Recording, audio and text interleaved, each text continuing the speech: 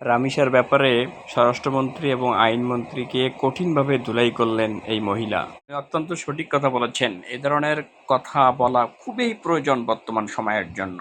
বিয়ে করলেই তো বউ পাওয়া যায়, বাজারে সস্তায় পাওয়া যায়, 10 টাকা দিলে নারী কিন্তু পাওয়া যায়। সেখানে একজন মায়ের সন্তানকে কেন ধর্ষণ করে নির্যাতন করতে হয়? সেখানে কেন একটা নারীকে, একটা অবশিশুকে, একটা 7 বছরের বাচ্চা, ওর তো এখনো যৌনাঙ্গই তৈরি হয়নি, সে বাচ্চাটাকে কেন ধর্ষণ করতে হবে? ওর তো ঘরে বউ আছে, ওর বউকে অক্ষম, ও বাজারে গেলে এগুলো সস্তা পাওয়া যায়, সেখানে একটা নারীকে কেন দর্শন করতে হয়? নারীকে দর্শন করলে তো তবু মেয়েরা সহ্য করতে পারে। 7 বছরের বাচ্চাকে দর্শন সহ্য করার মতো ক্ষমতা আছে? ওকে যদি ছেড়েও দিত তাও তো বাচ্চাটা দর্শিত হয়ে সমাজে বেঁচে থাকতো। কিন্তু এই বাচ্চাটাকে যে টুকরা টুকরা করছে, ও কি পৃথিবীতে আছে? একটা বাবা মায়ের কথা আদরে কতটা ক্ষোভ থাকলে রামিসার বাবা বলছে এদেশের বিচার হবে না, আমি বিচার চাই না। একজন বাবার আর্তনাদ শুধু সে বুঝতে পারবে যে নারী সন্তান জন্ম দিয়েছে, সে বুঝতে পারবে যে 10 মাস 10 দিন সন্তান জন্ম দেওয়ার জন্য কষ্ট করছে। সে নারীরা বুঝবে, বাংলাদেশের পুরুষরা এটা বুঝবে না।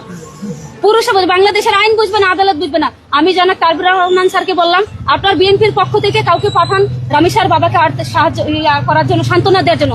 অন্তত পক্ষে যদি স্বরাষ্ট্রমন্ত্রীর আক্কেল থাকে আর যদি ওনার শিক্ষাগত যোগ্যতা থাকে, স্বরাষ্ট্রমন্ত্রী আইনমন্ত্রীকে আমি বলবো অন্তত রামিসার বাবার মাথায় হাত রেখে তাকে একটু সান্ত্বনা দেন যে হ্যাঁ আমরা বিচার করব। এই সান্ত্বনাটুক তাদের থেকে রামিসার বাবা আশা করে। দেশের নাগরিক হিসেবে, বাংলাদেশের নাগরিক হিসেবে রামিসার বাবা একটু আশা করে, প্রত্যাশা করে, কারণ এটা সে প্রাপ্য।